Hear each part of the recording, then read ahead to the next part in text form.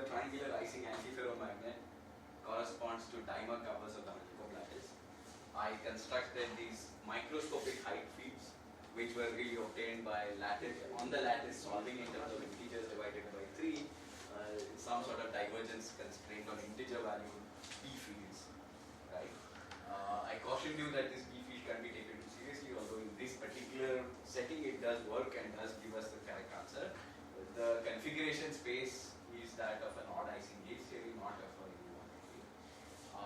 And then I was telling you about a connection to Kosterlitz-Thouless theory. For that I needed to argue that once I coarse grain these heights, I can write things in terms of a real valued field, not integer divided by 3. And when I do that coarse graining, I have to be careful and ask what symmetries does the action for H respect. And I think there was a bit of a confusion mainly because of terminology. This one I kept insisting was not a symmetry, right? I kept saying it's a redundancy. It's like your compactification radius. And the point I was trying to make is, see, I was saying let's translate these diagrams. So here I've tried to draw it out. Here's some boundary, right? And this is the region I'm going to coarse grain in, right? And my origin sits here.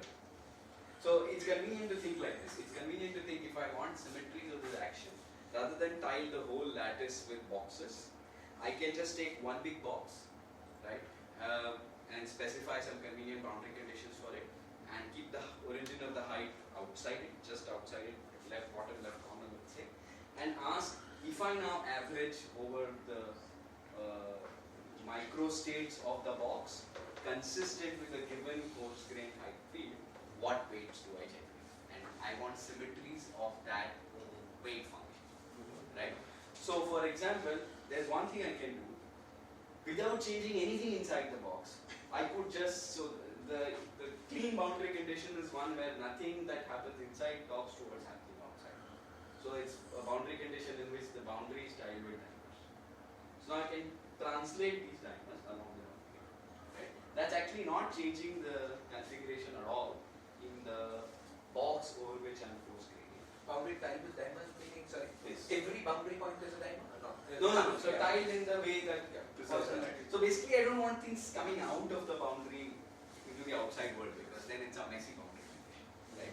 So if I think like this, then this translation I was talking about isn't really a symmetry of the path, right? It isn't really a symmetry of the coarse grain. So I'm trying to ask what are the symmetries of some weight function written in terms of this coarse grain height. The coarse, that's going to be obtained by saying, let's add up all the configurations. Let's put it to a buffer 1 every time there's a configuration in this box which has the same mean height, right? And that weight function is the weight function whose symmetries I want, right? So I'm not even changing the configuration inside. So I'm not even talking about doing anything. So this is not a symmetry. It's a redundancy in the sense that if I just shift this boundary condition timers by 1, you see all that happens is instead of entering through a dimer. So once I know the height at one point inside, everything else gets reconstructed. I've not changed the dimers inside at all. So the relative values are all the same. I just need to ask how this point's height changed. And it changed by simply saying that I didn't go through a dimer to get there. I went to an empty. Sorry, what do you mean I haven't changed the dimers inside at all? I've not done anything to the dimers inside. I'm just going to rotate it. This is my boundary condition. I see, but if you change the boundary dimers, don't you have to change some of the things? No, because you see, either way, under a shift, Yeah. these points are disallowed anyway for the bound, right? So this is the clean boundary condition. This is the translation I was talking about. Now, unfortunately, I said translation makes you think of symmetry. It's not a symmetry, right? This is the point. It's only a boundary condition change, right? Configuration does not change. But what has happened is that this point's height changed by 1. It went from being plus 2/3 to minus 1. And so h going to h plus 1 is a redundancy in this very precise sense. It's also another simpler way to think about it. See, this is how I would put it if I was just talking about dimer models. But luckily for me, I've also introduced you a connection with the icing model. And in fact, we want to ask what's the icing spin in this language. Now notice if I flip all the spins in the interior, right? It's a complete spin flip operation. None of the dimers change in the interior, right? In fact, in the dimer configuration, I've changed nothing again, right? I've only changed the spins, right? But the boundary dimers have all changed. They've all got shifted in the same translation I was talking about. So this h going to h plus 1 is also global spin flip. So that's what I was saying. The operator, the vertex operator that represents the spin field, must be an odd power of e to the I pi h. Okay. Because under h going to h plus 1, it must change sign. So, but this is confusing again. Global spin flips are global symmetry, right? Not Yeah. symmetries. No. They are global symmetries of the Ising model. For the dimer model, they are not a symmetry at all.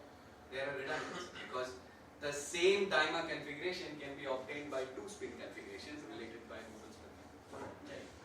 So only when you construct spin operators, therefore this has a higher status than anything else. Other things will be depend on symmetries of the microscopic weights. Right? This is just a redundancy, and therefore you can't have any dimer operator in the theory that is not symmetric under h going to h plus 1. You can have a spin operator in the theory that is not symmetric under h going to h plus 1, but then it must not be symmetric in this very precise way. It must change sign. Okay. So this is the statement. Okay. So this is why this is your what you would call a compact. Which was your reference point in this argument? The thing just outside? Just out. Right? So that's what leads to the oddness of the, no? No, that's an unconnected statement. I see. This is That's an unconnected statement. That is the statement that in this dimer model, in the ground state there's one dimer touching per side, but in the full Ising configuration space there's one or three dimers touching, and that's the odd case. But this does h goes to h plus 1 in that blob that you taught us, you showed us. But there may be another blob in which it does nothing, right? Depending on what your boundary, what the dimer configurations were. No. So if I tile the thing with boxes, it gets very tricky to make these arguments because these dimers are non-local enough objects that you can't cleanly decompose the system the way you do for making real space RG transformations for spins. That's why I don't know. This is what I started by saying. I don't know how to make this precise in the same sense that we make blocking transformation precise in a spin system. Okay, but this is the flavor of the argument. I think this is fairly precise because I'm just saying take a box and I'm going to ask what its Kosterlitz height is, and the thing outside is not part of the system at all, not part of my dynamical system. Yeah, this is what worries me is that it sounds Yeah. like you're changing the h, you're Kosterlitz in this box.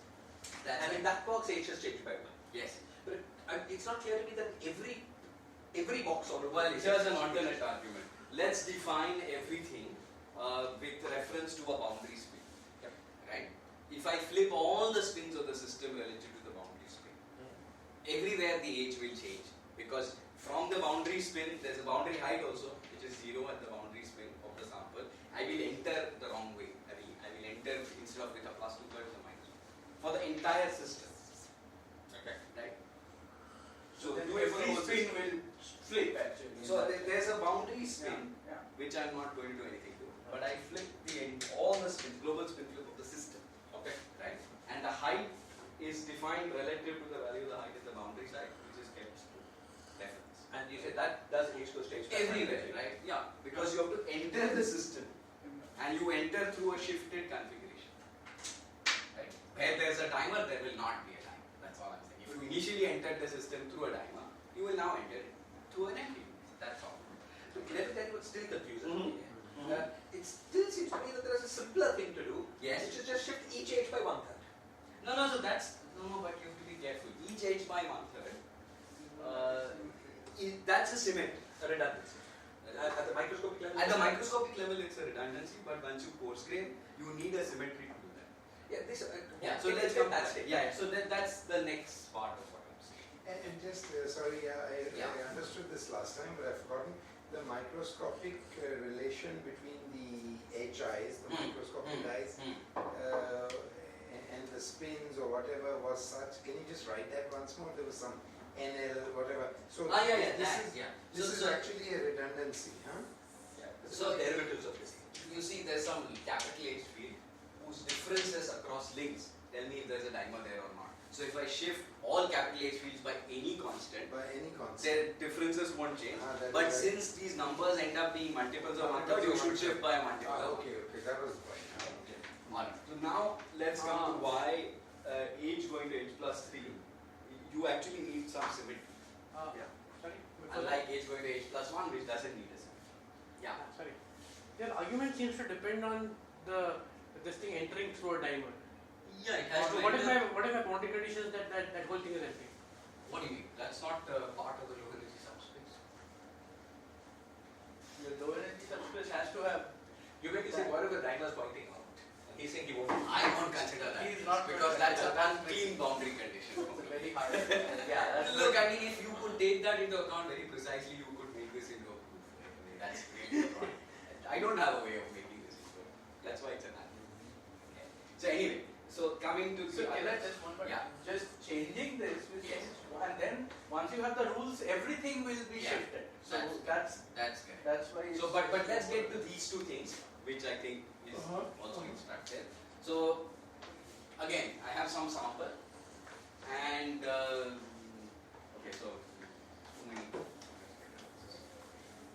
So I have some sample that's out there, and again I'm at the edge, and again my boundary condition is a clean boundary condition. And now the stuff inside I'm going to translate. Let's say. Right? I translate. So there is some. So again, the point being that the stuff inside doesn't care about these guys. I'm going to leave it there. And whatever is inside, I translate by lattice translation. Okay. So if I translate by lattice translation vector, whatever was the height here, this was a reference point for the original diameter configuration of the part. If I've translated everything, this is the right reference point. This point will say play the same role as that point did for the old configuration. So if I want to know how the average height of the translated configuration changed, again all height differences remain the same internally because I've just shifted the working body by one each side. So I should just ask how do I get here rather than here, starting from any origin, let's say there, right? So you go minus 1/3, let's say, this way. So you would have, let's say this is A, okay? If this was A, then this was going like this. In my rule, that was a minus 1/3, this height. But what's this height? This height is, I have to first go like that, which is a 1/3, right? And then this is a B, right? And if I go like, what was this? This was a 1/3. And then I have to go across a B like this, so that's a minus 2/3. Right? Minus 1. Minus 1. So I got a, so instead of minus 2/3, I got minus 1. So I shifted by a third, right? And so now the average of all the heights of the same configuration but shifted by 1 would be changed by a third. So now I better not have a triangular lattice where, or rather a honeycomb lattice where the fugacities have some gradient. Let's say in the left corner I can put timers more easily, on the right corner I can't. Then h going to h plus 1/3 is not as good. Right? So this symmetry relies on translation invariance of the original problem, unlike h going to h plus 1, which is just a redundancy. Which is just the fact that actually the simplest way to see this is simply to say that there's 2 spin configurations for every diamond configuration, and this is spin. So that is a redundant.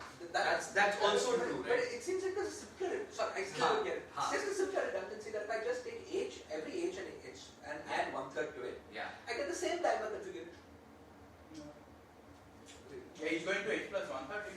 Yeah. This one, or the microscopic. No, microscopic. Microscopically And then why doesn't microscopic h going to h plus 1/3 mean macroscopic h going to h plus 1/3? It just seems like it should. Well, because you have to ask how many different configurations are averaging over, right?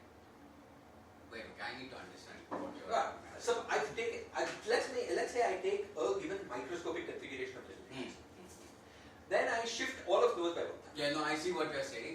Let me come back to this. Let me give you an example of how h going to h plus 1/3 is actually a symmetry. Okay, we actually see this very concretely. Okay, I mean, I produce for you an operator, which if you put it into the action, it will actually correspond to having chosen one out of 3 sublattices of the problem. I'll show you that. Just fine. And sorry, Yeah. I should wait, but just this will become, whether it's a redundancy or not, will become important when you go to vortices and so on. That's right. So this why is it's very important that The this periodicity is of the the case. So that's why you're emphasizing. Yeah. That's why I'm emphasizing. I want to make the connection to TV. The vortex charge will depend on whether This is it is yes. 1 or 1/3. Absolutely. Exactly. That's correct. Yeah. Okay. So let's go to the next. Yeah. All right. So that's now the KT part of it is actually once I've said this much and postponing the answer to Shiraz's question Kosterlitz-Thouless theory part is now clear, because if I didn't have any dimer touching, then I would just go 1/3, 1/3, 1/3, and that property is going to get preserved under coarse graining. Any loop will do that. Right? And so that's a vortex which is plus or minus 1, depending on whether it's a sublattice or a B sublattice. So vortex in H, coarse grain H. So no dimers. All No dimers. no dimer touching. Now this is extremely unphysical. These are not the vortices of the icing model. This is important, right? Because in the icing model, because you are writing down dimer configurations that correspond to spins, there is a constraint that you will have only 1 or 3 dimers touching aside, right? So the only vortex you can make is a double vortex. You can have 3 dimers touching on a sublattice or 3 dimers touching on a B sublattice. That's a double vortex. Because you go 2/3, 2/3, 2/3, or -2/3, -2/3, minus. Okay. So the statement is that just saying that the ground state subspace is dimer is not enough. You have to also know what are the fluctuations out of that. And you could imagine 2 perfectly consistent theories, both of which have the same coarse-grained initial vortex-free theory. In both cases, the vortex-free theory would be this, with some coefficient. But the question is, what vortices are you going to allow? Right? So if you are thinking of statistical mechanics, and you are thinking of close packing dimer problems and counting configurations, lattice gas of these hard rocks, then the natural vortex is, sometimes the site is just vacant, the density is less than the maximum packing density. Right? Then you would augment this theory with single vortices. One. Right? But if I am interested in the icing model, charge 1 vortices are forbidden from the microscopics. They just don't exist at any temperature. They are not part of the configuration space of the microscopics. Because there is no meaning I can attach to 3 empty links. And there's some extra rule in the distribution of diagrams. So the configuration space is now 1 or 3. That's why it's an odd icing gauge theory and not some U1. So that kind of a vortex, allowing that kind of a Remaining. vortex would seem to say that in which you have nothing coming out, there's no dimers. That would seem to say that the periodicity is 1 rather than 1/3, because H re-evaluated at the same point after coming back shifts it by 1. This is charge 1. No, so this is the elementary vortex. That's what I'm saying. H going to H plus 1 is the redundancy I'm talking about. But I never make that. I in fact make double that. Right? So you're saying that the mapping to icing model has some additional Feature. And that feature is the feature that says that the configuration space is the configuration space of an odd icing gauge theory. Right? These are local constraints? At every site, at every site. Because you see, there's no meaning to having 3. You cannot have a triangle with antiferromagnetic couplings and no frustrated bonds. That's this picture I do. Whatever you do, there's at least one frustrated bond. As you say, if I just take off, if I create a hole, That's different, right? So that's there not. I can put some del dot B there. Yes, And then That's I have a thing like that. Exactly. But But that's not part of this. But doesn't that settle the question of periodicity of H? No, so the Because- periodicity question is settled, and now we are asking the next question. Which vortices are allowed? I mean, once you know what the periodicity is, even in a Kosterlitz XY model, even when I know the periodicity of the phase, I could ask, not the phase, I could ask based on the dynamics, what vortices are suppressed and what are allowed, Indeed. what have infinite core energies. So here we are saying that single vortices have infinite core energies, just from the microscopic model.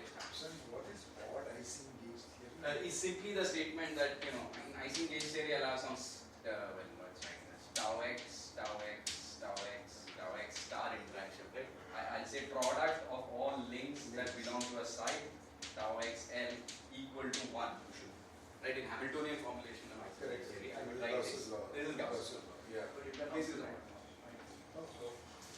Really? Okay, now suddenly you expanded our. That's all. So, if I wanted to do the standard Kogut duality for this, Yes. I get a standard ferromagnetic icing model in a transverse field.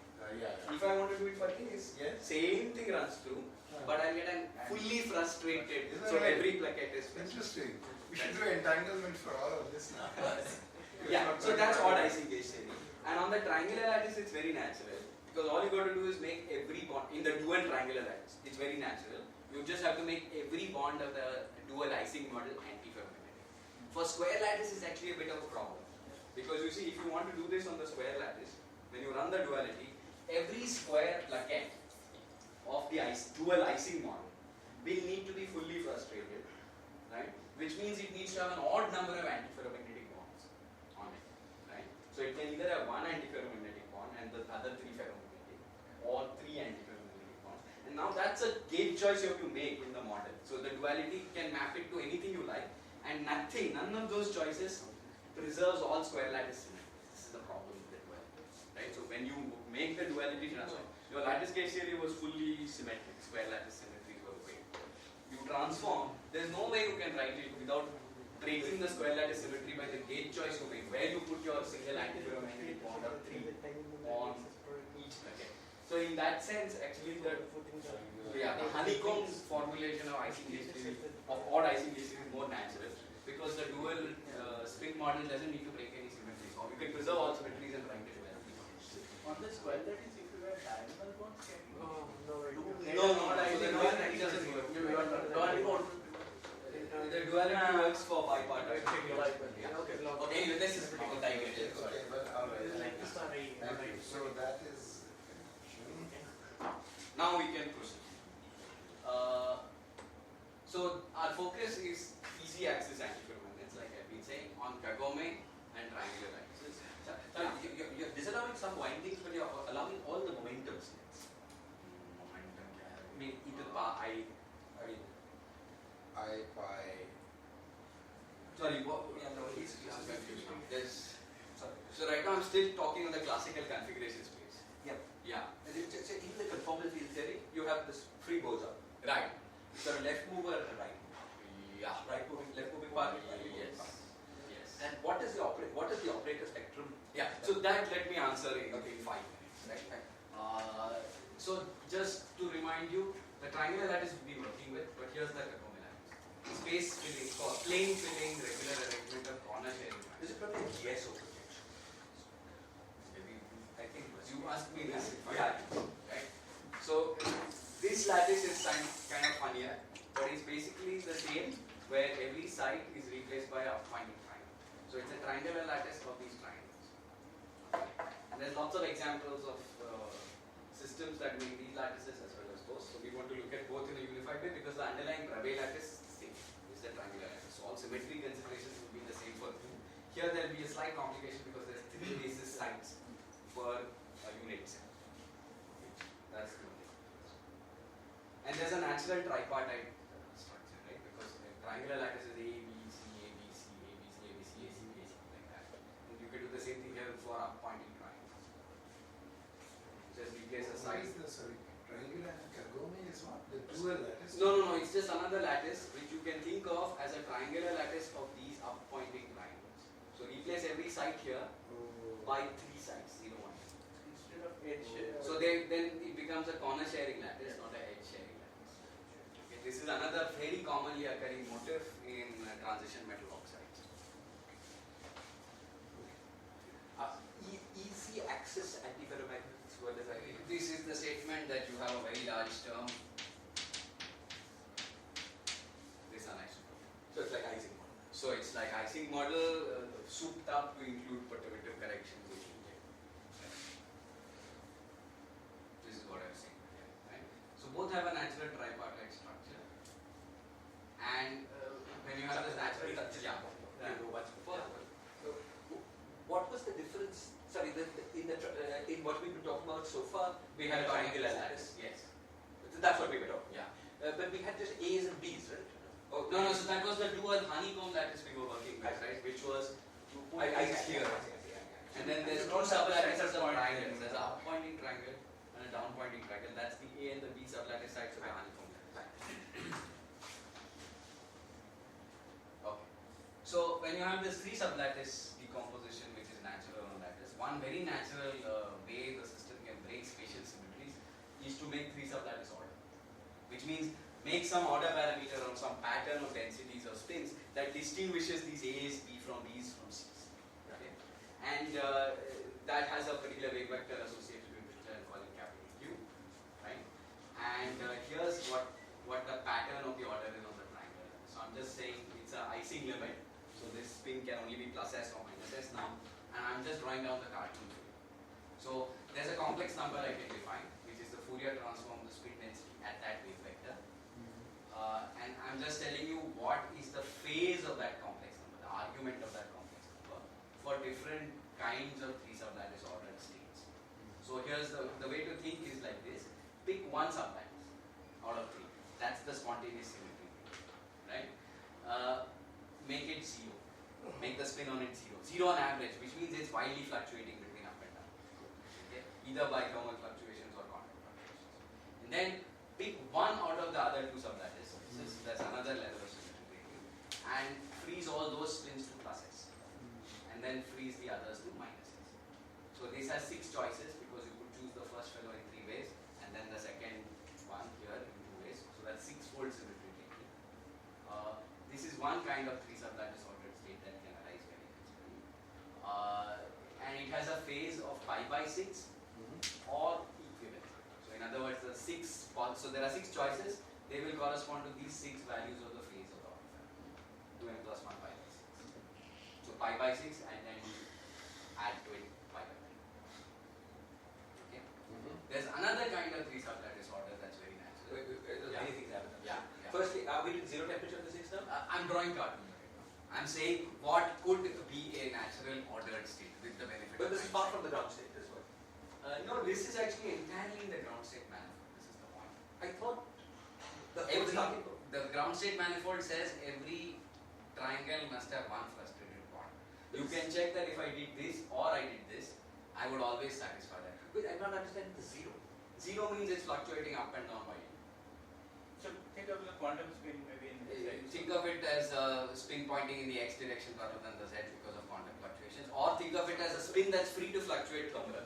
But I thought that term forbids such things. No, it only says I don't like s minus 1, s minus 2, minus s plus 1.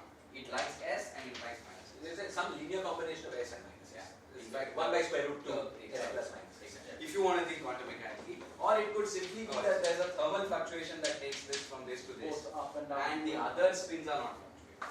But how come? This is the same model we were looking at yesterday, right? How come we never talked about these states yesterday? They are, so remember I said every triangle must have one frustrated bond. Yes. And there's a macroscopic entropy of such states. Yes. These are just 6 This is some plus linear 6. combination of. These are just 6 plus 6, 12 states out of that infinity. Right. I'm just saying these 12 states are useful cartoons. These 6 states are useful cartoons for this kind of three-sublattice order. Those 6 states are useful cartoons for that kind of three-sublattice order. The point is that there are 2 distinct kinds of three-sublattice order. They are distinguished by the fact that one of them has a net moment. You see there are 2 plus s's and 1 minus. Sorry, the other thing I didn't understand was this phase. What is psi? This is the Fourier transform of the spin at that wave vector, which is that ordering wave vector. Right? So it's a complex number I make, that's my order parameter. I'm saying that this cartoon will give me a complex number with phase 2m pi by 6. And that cartoon will give me a complex number with phase 2m plus 1 pi by 6. This is kinematics. I'm just telling you if I take the Fourier transform for this picture what will I see and for that picture what will I see. So the summation over R is only in that. The summation over all lattice sides of the lattice is the Fourier. So it's an overall. So this is the phase. Phase of this complex number. Phase of this complex number. It's the order parameter. It The global order distinguishes. parameter. It distinguishes the But various. it's not a six. full U1 because theta can only Theta can only take have this. So somewhat else. What was theta? There's the phase. Okay. Yeah. And Q was what? Yes. This wave vector that distinguishes the 3 sublattices of the. I mean, depends on your notation. If you choose these as your reciprocal lattice vectors, then it's in this line where it's 2 pi by 3 to pi by 2. It's not fixed. It's not a choice of 3. It's just one vector. It's a vector, yeah. Right. But at that vector, if you did the Fourier transform, Okay. there are 12 pictures I was drawing here. 6 of them would give me a phase which is 2 pi and by 6 for different values of m. 6 of them would give me this phase. And these are the 2 kinds of 3 sublattice ordered states you could have on the triangular lattice. And they are distinguished physically by the fact that one set of 6, the ones that have these phase factors, have a net moment, and this doesn't. So you would call this a ferrimagnetic three-sublattice ordered state, and that one an antiferromagnetic three-sublattice ordered state.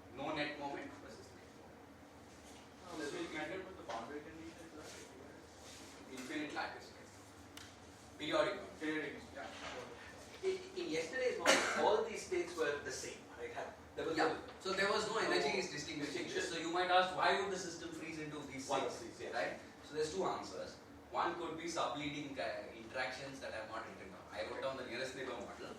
If I have further neighbor couplings, they might select one out of, they might select a subset out of these ground states we talked about, which is the dynamo model. The second is quantum fluctuation. You just apply a transverse field. There's a sort of an entropic selection. You want out of all these massively degenerate states, you want configurations that have lots of flippable spins, because then you can satisfy in first order perturbation theory the demands of your transverse field. You can make that term happy in that. So variational argument. You're saying a typical state might be in the neighborhood of one of these. That's right. That's right. So in fact, the statement is if you take the equilibrium average, trace e to the minus beta h with the transverse field, you will see this one. Right? But you would need some additional either quantum, some additional piece Something of else. Hamiltonian which You will need some energetics to well, just Oh, a I transverse field will be fine. Oh, I thought you're not saying that if I just do the, yesterday's model. Yesterday's model. Yeah. So in fact, yesterday's model we already know the answer. This is just working answer engineering in your language, right? This is the answer. Right. Right? So you look at this factor. This is exactly that e to the iq dot r. Yes. Right? Yes. So what yesterday's answer reinterpreted in language Yes. of this slide is that at t equal to 0, without any other interactions or a transverse field, Yes. the system already has power law order at this three-sublattice field. So which of these pictures was that? We don't know that because it's power law order. Right? There's no That's complex right. number which has a phase. Yeah. Right? But But ignoring the this one by way- square root r, Yeah. if you ignore that, which of the three which picture would discuss? So you're saying starting with that parent, what will I get if it became long range? Yeah. That depends on what makes it long range. You'll see. A I see. transverse field does something different from a second neighbor interaction. I think Shiraj is asking if I just take this functional form Yes. and get rid of the Square root. square root r, then in Oh, long just get range- to the square root of this one. Yeah. Which order? This will be the 2 pi m by 6. Very good. I see. Just if you could go back to your slide, which one? The one with the zero or the one with The one without the zero. I see. This one. Without the 1 over beta. Yeah. Yes. That's right.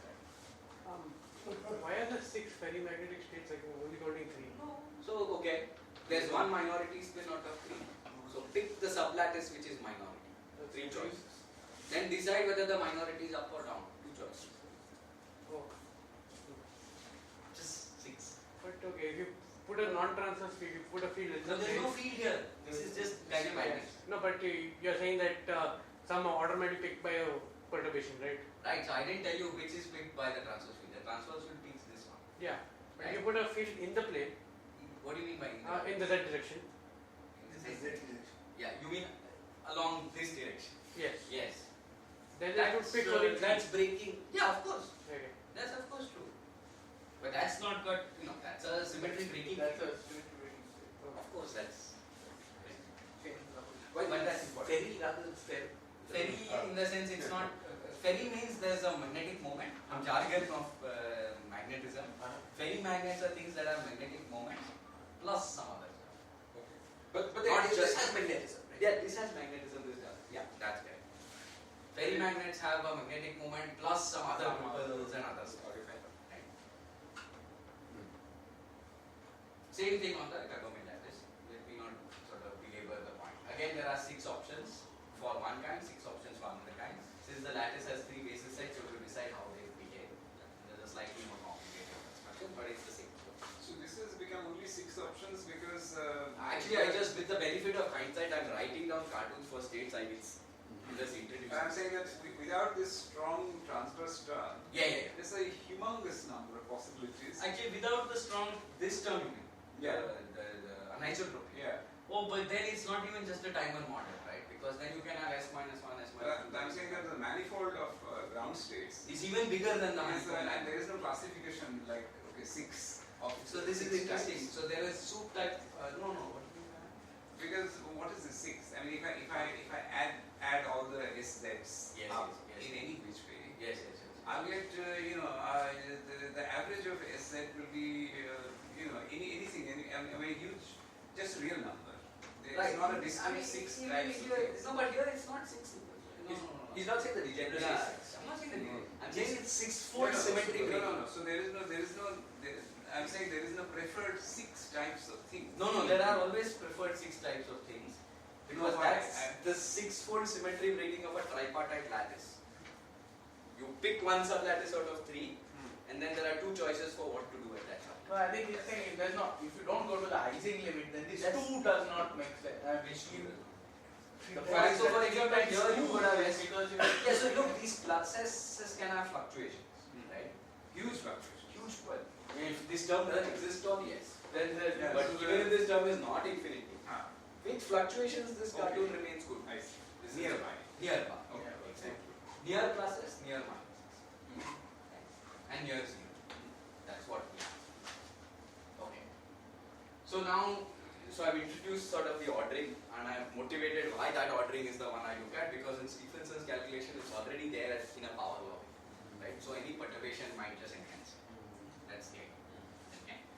So now you can ask, now I'm going to tell you in the next few slides that in many examples that people have looked at in many different contexts, there is indeed this three-sublattice quantity. So take that for granted for a moment. So how should I think of Stephenson's drum? Should I think of it as on short length scales? It looks like it's this very magnet, That's but just the orientations are That's changing as they exactly go right. around. So this phase degree of freedom, this one, is actually going to behave like a massless field. It's going to be like this grad x square. It's going to have an action which is grad theta square. And that's the connection to KT. It would be like the condensate is plus S, then there's some fluctuation like 1 over square root of In your spin case, fluctuation, yeah. and that's a spin wave. I mean that. That's or correct. something. That's correct. That's right. So you could derive spin wave theory starting with these three sublattice order states and then we stay. Right. That's right. But this fluctuation is a different one. Right. This is changing the state from which you start doing spin wave theory. Right. That's different. Okay. Assuming the statement, if you think of theta as some long range Right. fluctuation, Right. then you're. In fact, the cutting to chase theta is going to basically be pi times change.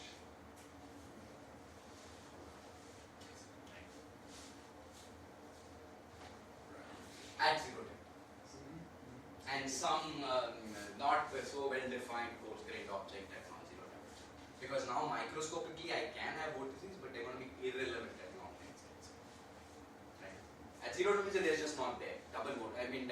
Double vortices are just not there. They're forbidden because you're at T equals zero. At small non-zero temperature they're there, but they can always be paired up like in Kosterlitz-Thouless theory, so they don't exist in some long wavelength theory. So there's some further level of coarse graining, I imagine, some RG, where they go away and I'm still left with the analog of each, which I call it. That's the connection between this order parameter and this each. And you have to mass up this theta somehow to sit in this. Right, so you have to put an isotope. Which are the terms that are, in fact, that will answer your question about how come H going to H plus 3 is not a we talk. Alright. So just to say that, so last time we drew two pictures which in the coarse grained theory look different, but in the microscopic theory gave exactly the same calculation for sigma. The sigma of x comma y. Right?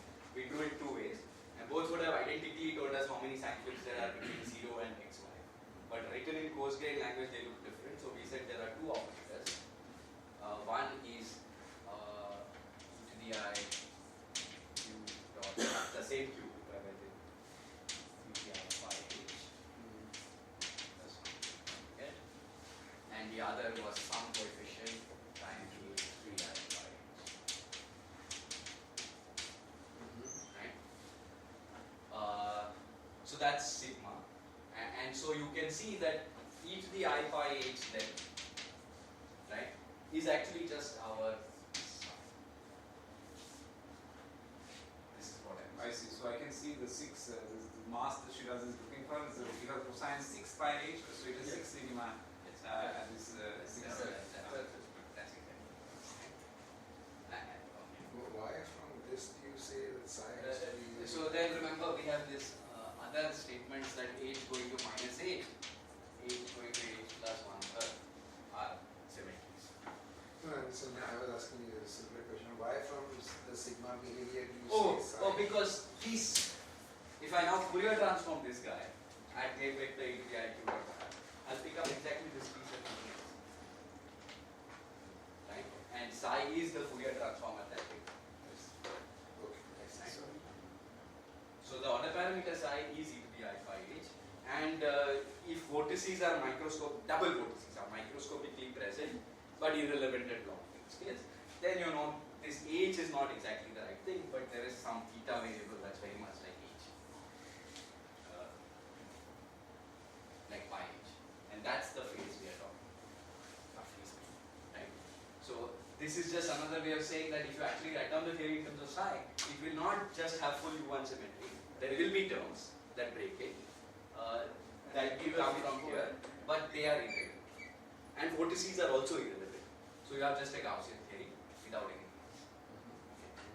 So both direct cosines, which are just cosine of 6 pi h, and dual cosines, which are the vortices, are irrelevant. Then you will have grad as well, right? And that is somehow the interpretation of Stephenson-like correlations. Stephenson's will be a particular case. Right? Any power law correlator will correspond to being in this KP case. But perhaps I'm jumping ahead. Let me just go a little. So once I say there is this kind of long range order that's seeded, I can ask the question, how is it going to melt when I turn on temperature? Wait, are you going to tell us what the spectrum of the conformability theory is? So I probably don't know what that means the way you want it, but I'll tell you more about the conformability theory, and then we can extract your answer, right? So how does it melt, right?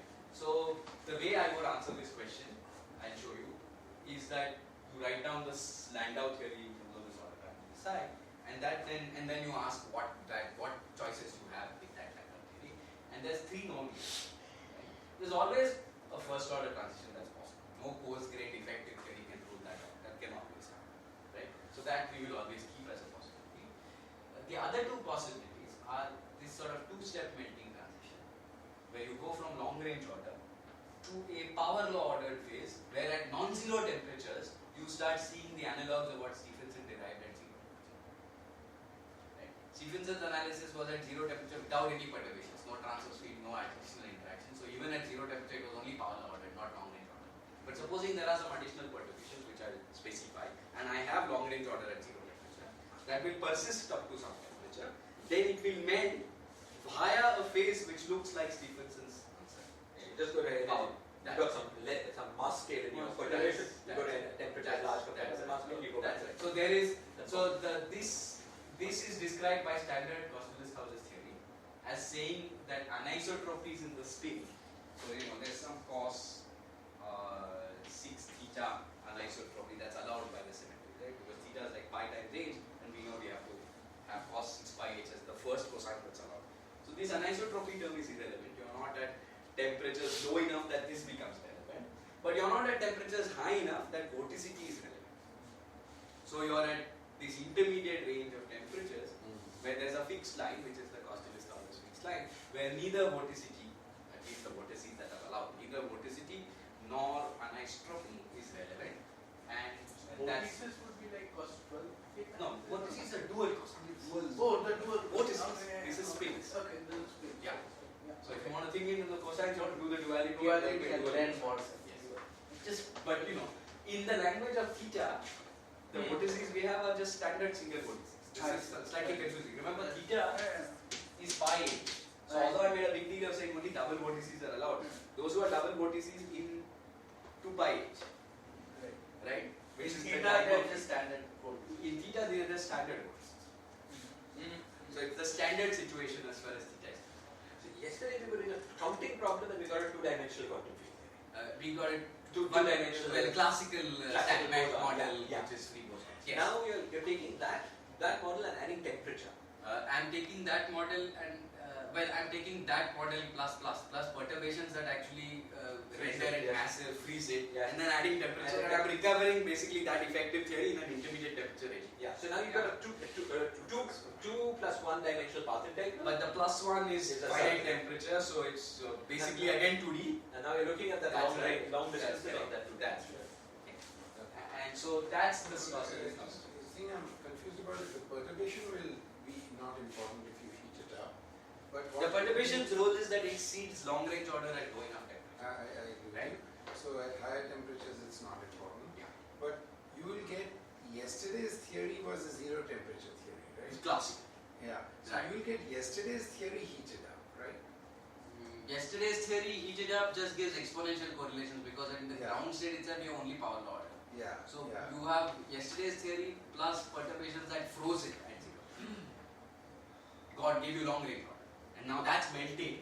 So I draw a phase diagram to Okay. make it I'm very just saying, I think not quite yesterday's. Yeah, there's a let me finite draw. temperature in the game. I think right? you'll So- understand exactly what I'm saying in 1 minute. So here's temperature. Here's transverse field. So minus gamma sigma x plus j nearest neighbors on the triangular lattice sigma zi sigma g. Take this model. This is the prototypical model. I have it on some slide, but let me say it now. Because I think this will clarify it. What happens? Without any gamma, it's a classical stat-mech problem, which at zero temperature Stephenson solved. In fact, he solved it. People solved it throughout. It's got large correlation lines that diverge when you come here, and here you get that power law correlation function answer. Right? As soon as you turn on a transverse field, this is what happens.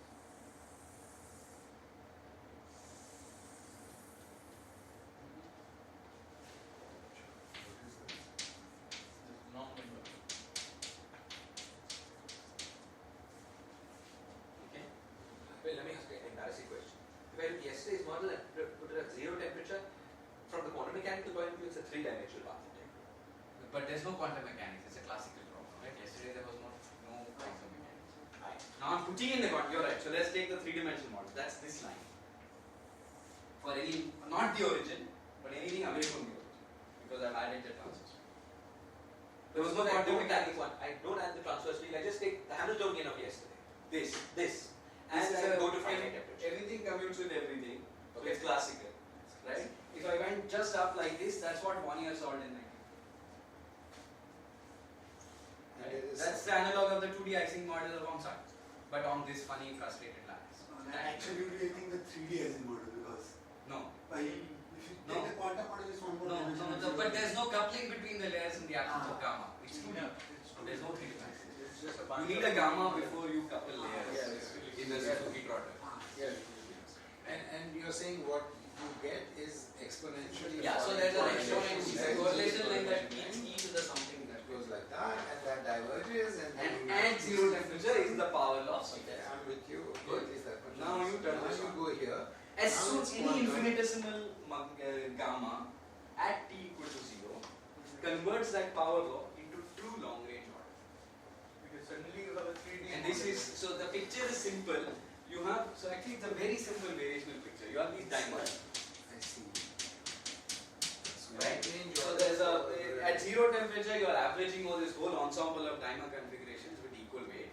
Now the gamma, what does the gamma do in dimer language? Every honeycomb hexagon that has 3 dimers like this, it makes a cyclic translation of that.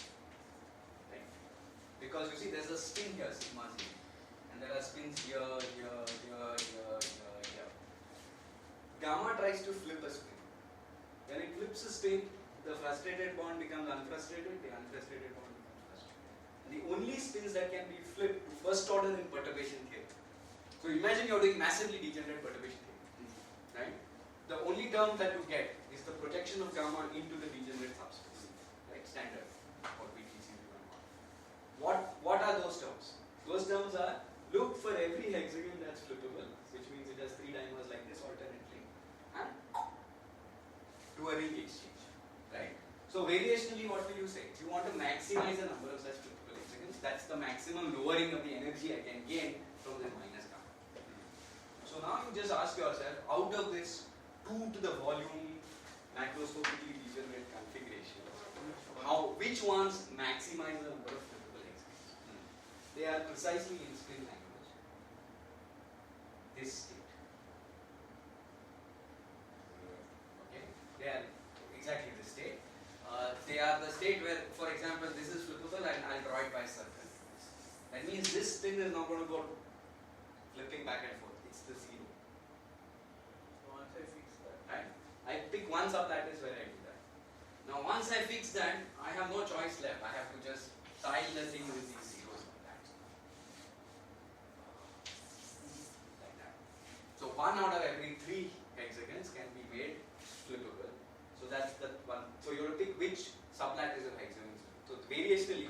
first order perturbation theory in gamma says, I like these states. Okay? And that's exactly what happens. If you do quantum Monte Carlo on this problem, you find that any infinitesimal gamma selects antiferromagnetic three-sublattice order. Of this type. This type. Right?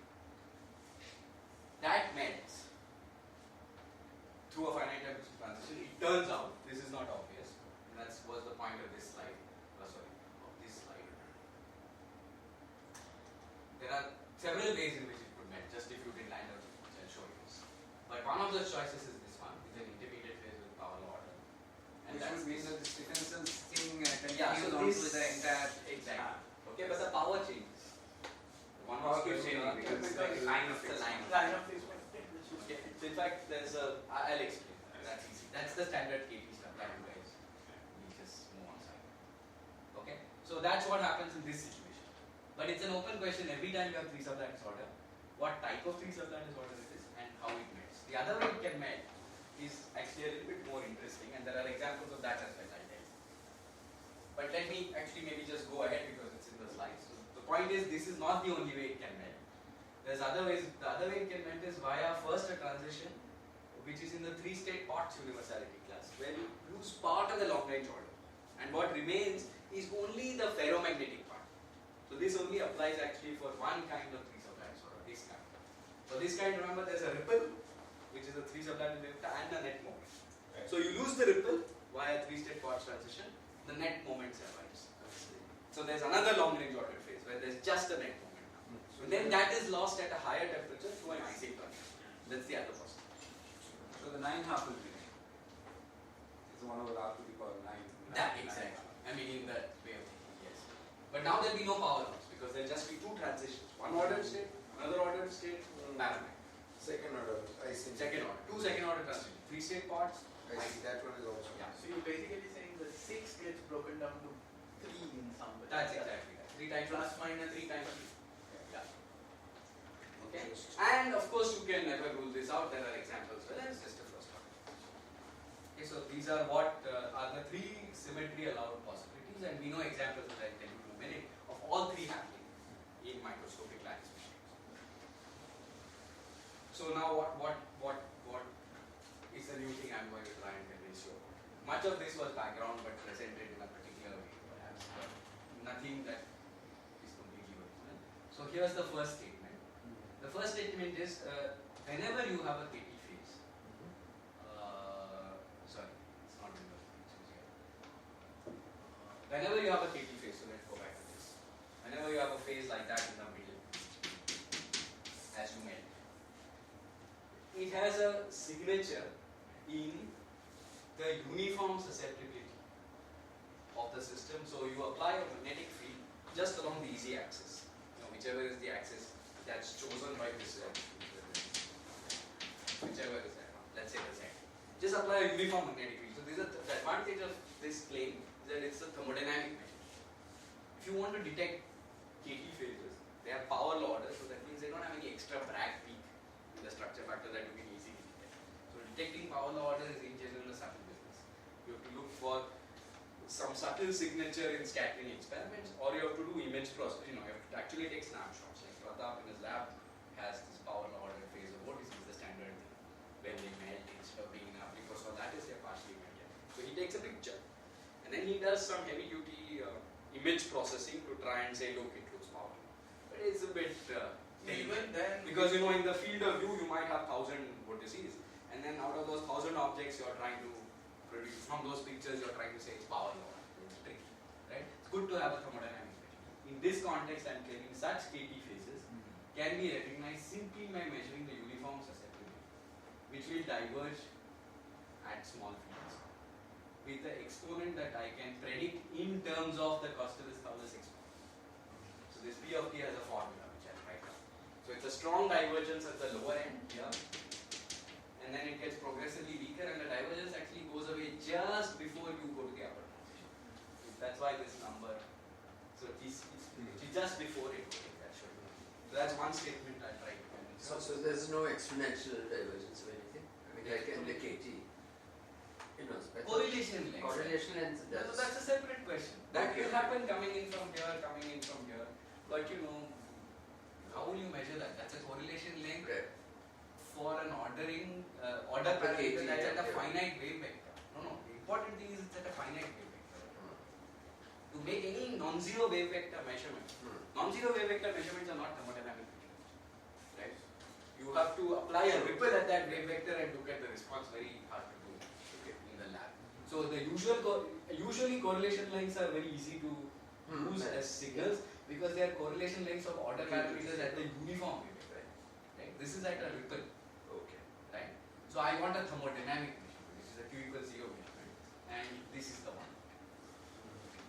Okay. So that's one state. So all through that phase, there's a divergence, and you know the values of that In terms of the Kosterlitz-Thouless exponent. That means I know it in terms of the Stephenson's exponent. You know this 1/2. That 1/2 changes. So in terms of that eta, I can write down the formula for this. and you know it wherever you are. Wherever. I just need to know what's the eta. So in fact, by measuring this exponent, and I can tell you it's power law ordered with this eta because I can just read it off. So that's one. I see. And this eta, this eta changing is just changing of the periodicity. No, eta changing is just changing of the stiffness. So you have some 1/4 pi g integral grad theta square as your action, and e to the I theta e to the minus I theta will go as 1/r. Yeah, and there's a fixed line. Fine. Yeah. Okay, excellent. So I prefer to always keep the periodicity. That's fine. Yeah. But then this is some standard universality kind of argument that we Yes, it's a KT theory. Yeah, nothing. The RG analysis is not new. Yeah. It's been used here. Yeah. In a context that was not like. So Kedar, the lower point is 0 and the upper point is 2/3. Lower point is 2/3. It's a Lower strong point. divergence here. Okay. It goes to 0 here just before it melts fully. I'll show you the formula in terms of eta. I'm sorry. Yeah. This is some standard KT style, but Yeah, this is the argument is very standard. But just to ask you, I mean, you told us when you're in that phase, the sigma correlator is algebraic there with some other exponent. Yeah. But this gets related to that exponent, Yes. right? Yes. Some standard. In fact, this number is P is 4 minus 8 Some very standard thing, by right? 4 minus. That's what I would have thought. Okay, good. Just checking that base. So this will turn out to be Thank you. But now it's just a question of you've got a free boson with a particular periodicity. Yes. What is the susceptibility of that?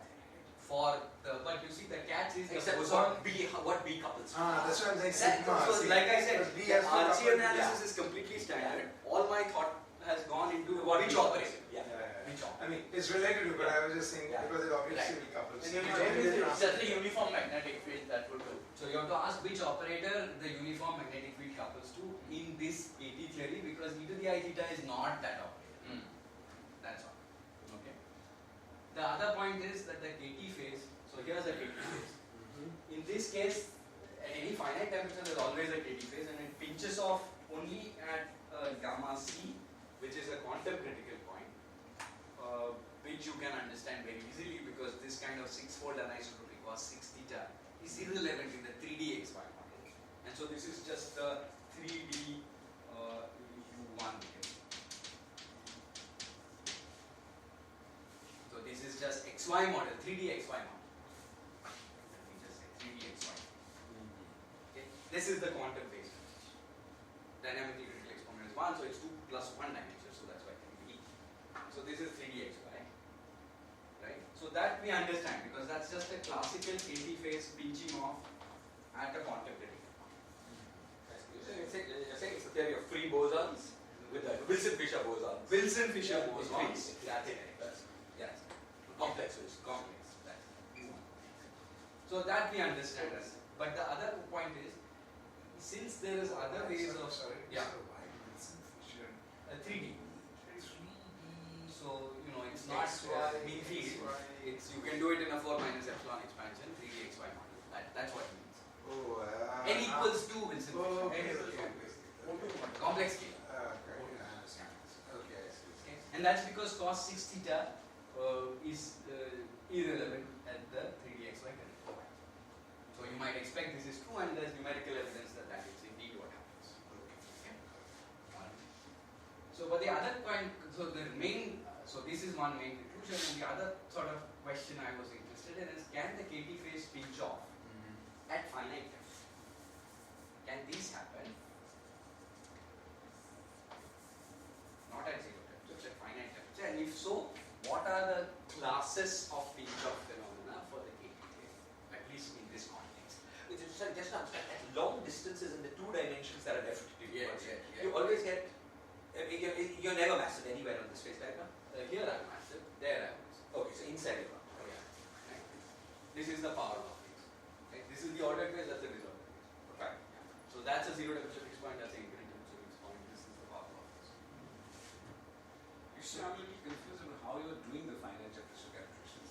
I mean, Yeah. you have the you have the Euclidean time direction So come up and actually, once I'm at finite temperature, I do Yeah. what we always do. I just throw away the bottom integers. meaning what? Meaning, technically I'm going to always be looking at the Matsubara mode, the zero.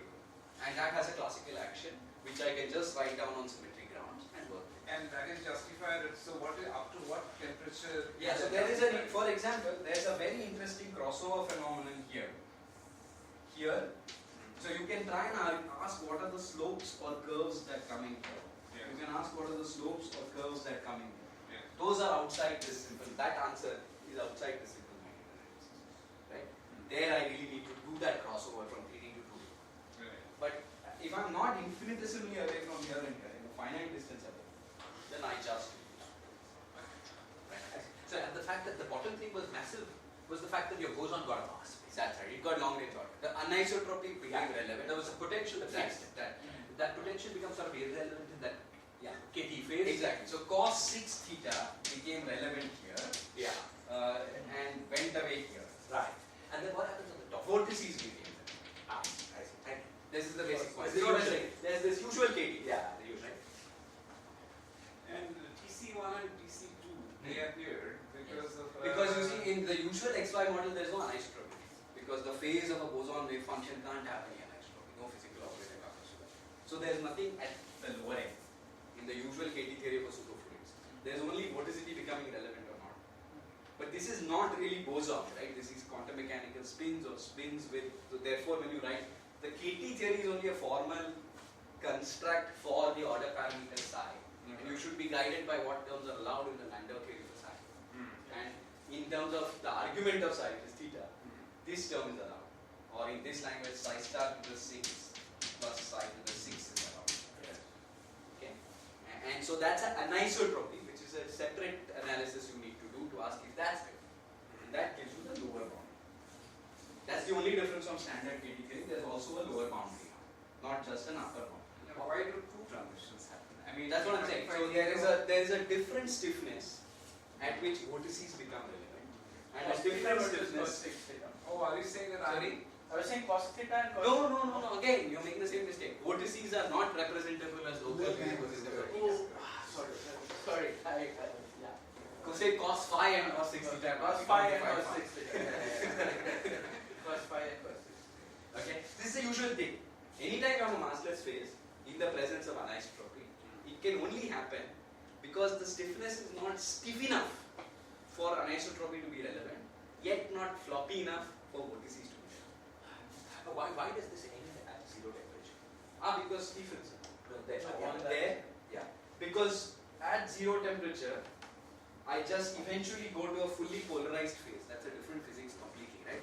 The system just starts following gamma. It says to hell with this dimer constraint, right? So you're no longer constrained into that inverse space.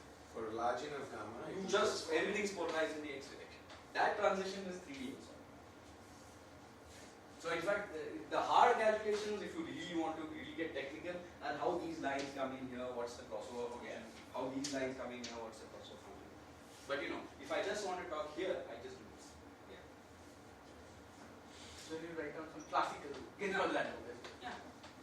So the psi field I'm writing now is to be thought of as the omega n equal to 0 mode of some underlying path integral if I'm working in a quantum state. Right? Okay. So the question I want to so this is one question I set myself, this is the answer. The other is how can the KT phase pinch off? The reason I'm asking that is I know there are other ways of melting. So how am I going to go from there to any of these options? through some way, somehow this extent of the two-step melting region has to shrink. Let's say there's some interaction parameter, something that changes the nature of the transition. How is it going to go from What what does is pinch off mean on your diagram? So, the analog of this at finite time. So you have some KT phase, there's some parameter in the ambit domain, and it sort of does that. Yeah. And then question mark on this side. Okay. And this is motivated by the fact that there's, unusually for classical phase structures, there's multiple symmetry allowed options. Usually we have this sort of It's like the border of the momentum modes and the border of the vortex modes meet. Yeah. That's anisotropy vorticity meet is. Yeah. Okay. Yeah. Cos 6 theta becomes relevant at the same place as vorticity. Yeah. Direct and dual cosines become And relevant. this uses the fact that you're forbidding some operators. Well, you're doing cos 6 theta rather than. Yes, I'm not doing cos 3 theta, and the reason for that is spin flip symmetry. We'll come to that. Yeah. So let's go a little faster. I think I've given enough background. And so I'll show you that I can, in quantum Monte Carlo calculations, which Shopman has done, for example, quantitatively verify this predicted singular susceptibility. So it's this prediction works. And could potentially be useful in actual experiments if you can have triangular lattice material with the right reason. And then I have some preliminary evidence that there's Or two Kagome, distinct. can I ask? Huh? Triangular or Kagome? Or Kagome, but Kagome I thought that was easier. Yeah, so I don't know, I talked to some neutron scattering guy I know at Oxford and he said he has triangular lattice examples, but it's been a year and he's not published anything, so I don't know. So How easy is to get to the low P limit and the low P? Because you had a P to the power 1 over. That's just the external magnetic field. No, I'm saying to get the power, see the power law. You mean low P limit, low P? Low P, low P. P. Yeah, like. You want P to be high. Huh. You just want to be at the lower end of the. I'm just So then you're saying it's at as least you heat it 2/3. up, yeah, you will see a dramatic signature at the lower end and a weaker signature you will see at the lower end. Right? So then, the other point I want to make is that there seem to be two distinct multi-critical phenomena. One associated with the pinch-off of a KT phase, where on the other side you have this three-state Potts criticality at order. So the ripple goes away first with the second order transition, then the ferromagnetism goes away to another second order transition. So that means here I have that and that. So this is similar in some So this is quite something, no? Okay, so that's one. I don't know what this multi-critical. Your four phases roughly meeting. Right, so there's these, there's the paramagnet, there's the ordered, there's the partially ordered. Well, this is ferro, let's say. This is three-sublattice, and this is ferro. So 1, 2, 3, 4. So Kedar, if I go to the right of this and Hmm. just go from three-sublattice to ferro to Yeah. para, that's like this usual hexatic phase transition No, in somewhere. this is like the exact. This is like the hexatic phase. Oh, Because because you you have see, exactics have power law. Power law. orientation. In fact, I'm thinking about generalizing this to that case. So I should think of that middle point as some interesting quantum field theory, That's probability theory, two-dimensional conformal field theory. and the RG flows from there take you to these. Take you to Ising C equals half, three-state Potts, whatever C that is, and C equals 1, 8. And of course, disordered and ordered. That goes across. So that this has many operators. Yes. Turning on the different operators take you to the Take different it places. That's it. So I don't have a characterization of this in language that all are familiar with because I only have numerical evidence that this property exists. Okay, and I can tell you what the exponents are like. The other kind of pinch-off phenomenon I'm claiming is better understood, I think. It's the one where the KT phase can pinch off like that. And here you just have a first order. Always possible, nothing rules it out. So this can happen. This is a different multi-critical point. And this is the one that I think is known in the literature. This is supposed to have C equals 1.25. It's been studied as a conformal field theory. I think the conformal field theory for the point we are talking about has been studied in the literature by Damle. This is CN para fermion. And I'm not the first person to say that such a pinch-off phenomenon is this conformal field theory. For other reasons, people have looked at it. I'll give you the references. They've argued completely field theoretically that starting from this conformal field theory, there is a operator they can turn on. If you put a coefficient of one sign, it takes you into a gap regime. If you put a coefficient on the other side, the same operator, it takes you to C equals 1. They do this by cleverly choosing this operator to be integrable perturbation of the symmetry or something. So gap regime is the first order sign. So then comes the hand waving. Then they say that gap regime is to be interpreted as the being landing on a first order transistor. This part I don't understand. It's, I think at that point slightly speculative. Maybe, I don't know. But then they say that the only place where they know this could apply is precisely this. So they do make that connection. But we now have evidence in a microscopic model with further neighbor couplings of this model. The other one, I can only argue for its existence as an effective field theory. In fact, I can construct it in the effective field theory and give you good arguments why there should be some models where this happens. But in the cases we have looked at, which is just one right now, it is this that has happened. So I started by claiming this can also happen, then we started looking, and of course the first thing you look at is the wrong one, and it gives this, not that. So we have evidence for this. Right? So let's now just quickly. And there is a conjecture I have, which is the second thing I look at will show me the other one. We have not yet done the events. Okay, so all this I've already said, but let me just quickly flash you some slides saying that this three-sublattice order is not something very esoteric. It's been considered multiple times in multiple experimental contexts. So for example, there's enormous literature starting around 1970 and dying out sort of at 1990, where people thought about noble gas atoms adsorbed on graphite substrates. And the picture here is that this is your graphite hexagon, and your noble gas atom is roughly speaking a big ball like this that covers most of the hexagon in actual size in angstroms. That's how it is. It's very big compared to the hexagon of graphite. It's not like a tiny ball. Okay? And the graphite hexagons, the surface provides these ripples. So these big balls like to have their center roughly at the graphite hexagon center. So therefore they like to live roughly on a triangular axis. That's the motivation. And so people starting in the 70s started writing down these. So there were lots of neutron scattering experiments on these films and other X-ray scattering. So lots of scattering experiments done by a whole bunch of people, and lots of theoretical analyses of phase transitions they saw. So what they do is they just put some vapor at some vapor pressure of the noble gas in some chamber with this graphite, and by measuring what's happening to that ambient vapor pressure, they kind of can tell the compressibility of this film. And so to model, and they see phase transitions in monolayer films, and those phase transitions correspond to long-range three-sublattice ordering of this triangular lattice.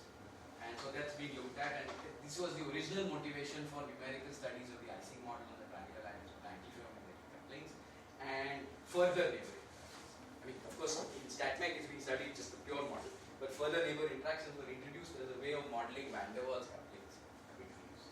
So that's one context. There's a lot of study. And all the melting phenomena seen in the numerics in those days at half filling.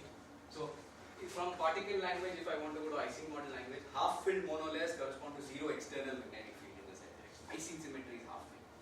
Right? So at half filling, whenever people did numerics, they always saw two-step. And that was consistent with the simplest Landau theory analysis you would do. So everybody was happy. There's been more recent work on Kagome lattice versions of the same thing, icing antiferromagnet with further neighbor couplings. Here the motivation, again it's been studied in StatMech, but the motivation more recently comes from experiments on some honeycomb wire networks where the magnetic moments of these magnetic wires form a Kagome lattice, and they have dipolar couplings. So this is not actually just second, third neighbor couplings, it actually extends to the dipolar way. So people have done numerics both with truncated models where you stop at second neighbor or the full dipolar thing. And here's the first interesting thing. The way it orders seems, so here both these cases give you three-sublattice order. The way it orders is the same, whichever analysis you do, but the way it melts is different. And I've already explained this to you. I'm sorry to Yeah. disturb, we have journal. Oh, okay. Now, as in exactly now? 5 minutes? 1 minute. In 1 minute, okay. Alright. Go finish in 1 minute. Unforgiving.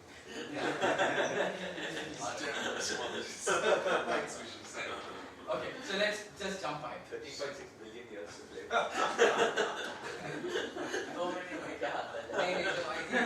Okay, so I think this is one important statement. If you write the standard Landau theory, it's this. Because under lattice symmetries, this order parameter goes psi goes to psi star, psi goes to psi into the 2 pi I by 2. And psi goes to minus psi is the icing spinflips. Okay. So you write this. If you don't like these sorts of continuous models, you can just take a clock model with 6 states, because this is 6-fold symmetry breaking, and ask what are the possible phase transitions. And that's where this list of 3 comes from. 3 choices. In the simplest lattice model, you can leave out the further harmonics of this coupling, the cosine 2 theta minus 2 theta, and just keep this. Now, if you do the Cartesian analysis, you get these 3 choices. And here's the way it melts: two-step melting, two-step melting. On the Kagome lattice, if you stop at second neighbor couplings, it's two-step melting. If you go with long-range dipolar couplings, it's 3-step points. It's the other side. So this was my original motivation. The hope was that as you increase the strength of the longer range couplings, you get this big shock, which is not this one, it's that one. Okay. I mean, you're saying here, because They just got 2 cases. You know, it's like they were either here or here, because some group did a calculation with all dipolar couplings, some group did a calculation with just second neighbor. Okay. So that was the motivation. There's some further detail about how it melts in some cases, which is not clear, and we have sorted that out in some recent work. This argument, I think, I've given you a flavor for. Let me just make one statement about it. So this is the fixed point theory for the KT phase, right, which I got down, and psi star psi is 1 over r theta, right? And this term is irrelevant along the fixed lines or that's what we said. Now here's the basic point. The starting point is that ferrimagnetic 3-sublattice order also uniforms to uniform magnetization.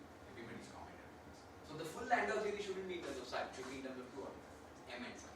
So just write down everything consistent with symmetries, including m and psi. The only interesting new thing that happens is you get this term. Right? Now repeat KT theory with the KT field. So this is a cosine 3 theta.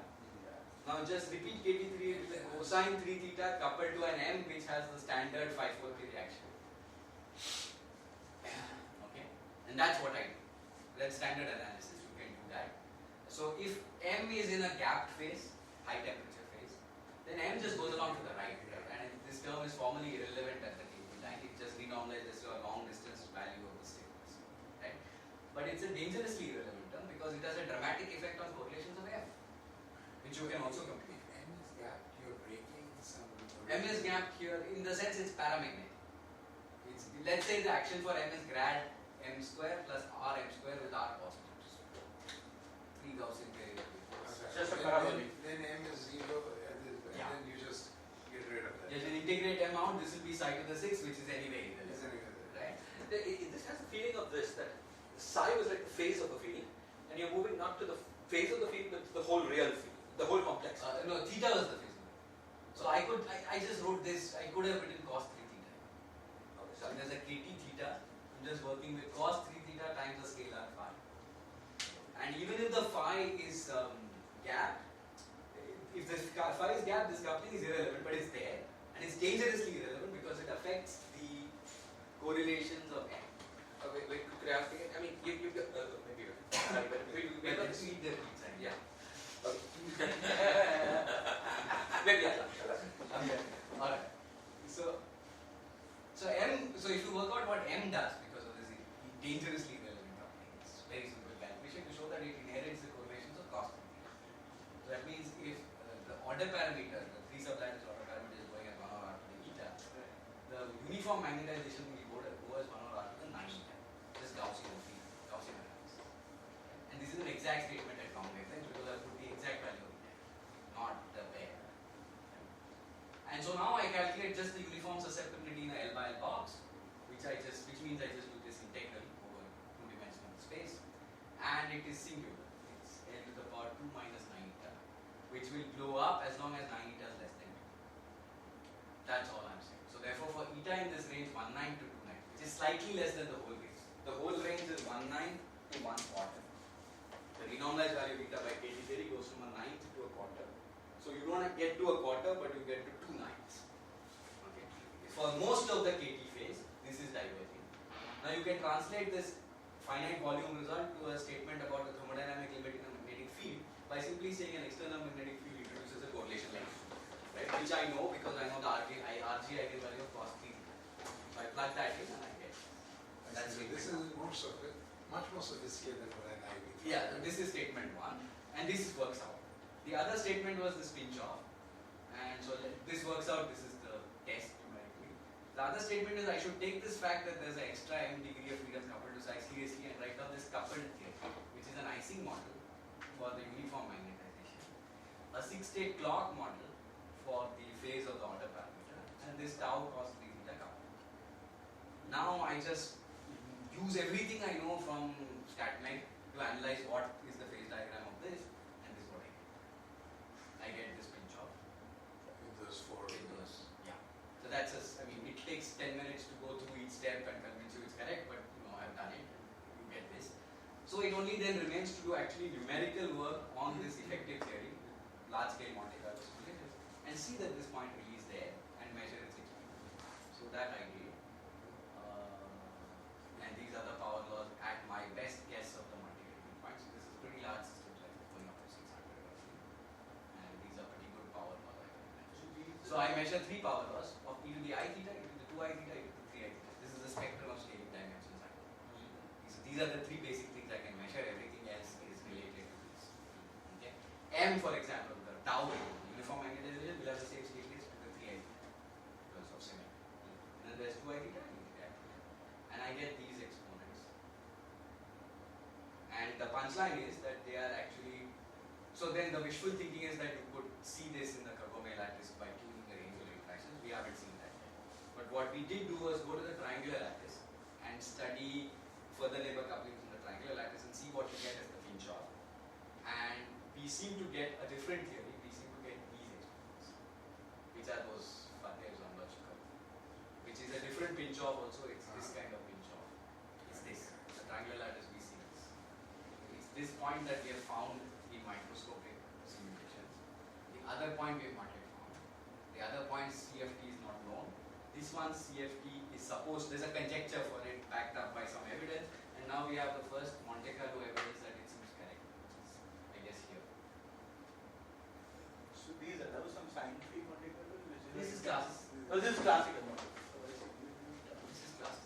The only quantum simulation we did was to check the susceptibility divergence that's shown. That was there we have a clever cluster with all of that. We risk being ejected from this Yes. planet.